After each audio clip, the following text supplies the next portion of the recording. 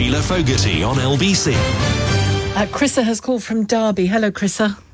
Good morning or good afternoon even. It is, isn't it? Yeah. I'm particularly interested in the conversation that we're doing at the moment because I run an organisation called Sunshine Support. We're across the country and we are absolutely on the front line, inundated with requests for help for parents who are struggling to support their children with their anxiety and mental health. We are getting upwards of 200 calls a week into our organisation, and it's a real issue. We're seeing this, the school anxiety, the return to school, it's linked to further down the line these mental health problems, school avoidance and other health issues as well. And my biggest concern is that right at the very start, when we're seeing these things happen, parents are being ignored, children are being ignored, because there isn't the task force within the school to be able to help. And things are often then escalated quite quickly to punitive approaches, things like fines and punishments when children can't access school because of their mental health. So quite rightly, as your other callers that have said today, parents need to be listened to. We need to be looking at this holistically with everybody involved. We need to be looking at individual needs.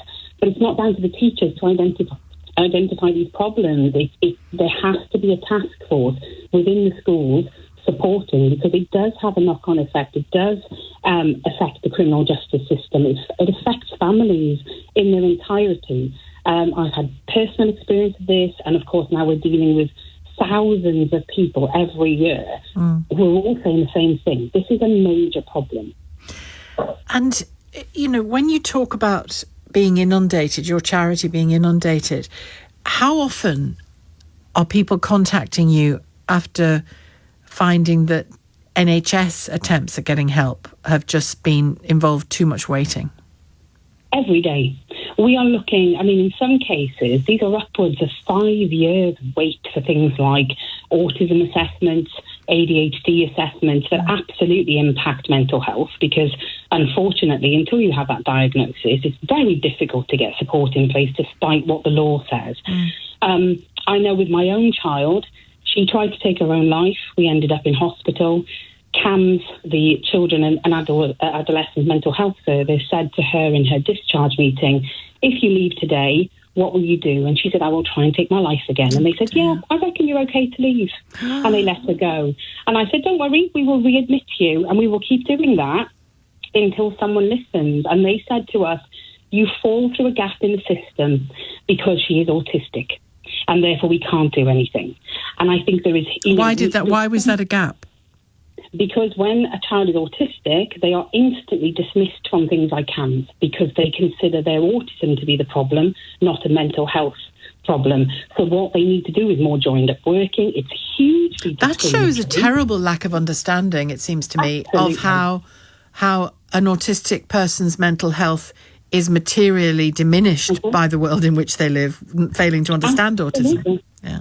Absolutely. And what we need to understand as well is that there is a huge neurodivergent community here. You've already had a caller today that said that he ended up in prison and he has Asperger's syndrome, now commonly known more as autism.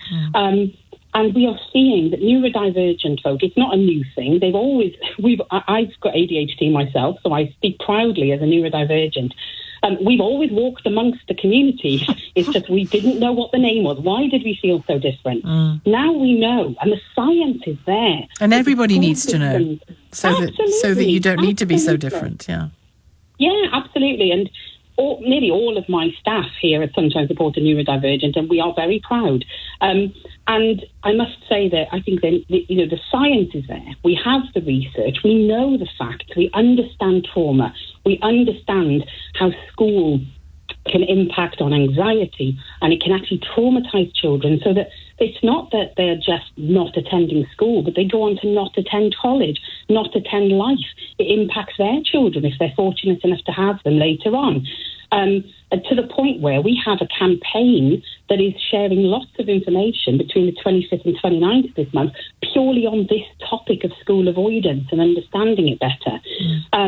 But at the end of the day, the schools are not catching up because guess what? They are teachers. They're not mental health practitioners. Yeah. So we definitely need those resources within the schools.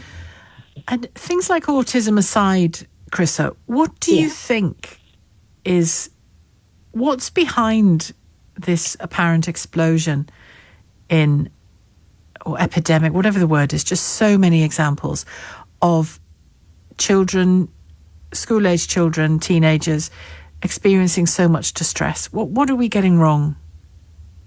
I think COVID, of course, has not helped matters. But this predated COVID, didn't it? Yeah, absolutely. It's been coming for a long time, and I don't think this is new.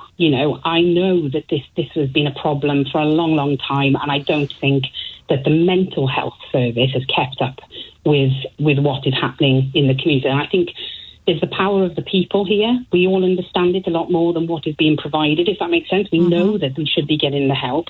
I think people are feeling validated more, so they feel able to speak up. We'll all be encouraged to speak up. But like has already been said today, there are no services. So you speak up, you get punished. What happens when you speak up, yeah? Yeah, absolutely. I know that when I spoke up about my own postnatal depression, the response I received, my GP was fantastic. However, those supporting my child with special educational needs were not so fantastic, and they judged me on whether I could parent. And this postnatal depression was 14 years before. So there is definitely a stigma attached. We need to get rid of it. There needs to be better training. We need an overhaul of attitude. But at the end of the day, this all comes down to funding. And for years we've been promised there is funding available. There is going to be more funding available. We're going to put millions into mental health services. We're not seeing any of those improvements on the ground. Would you agree?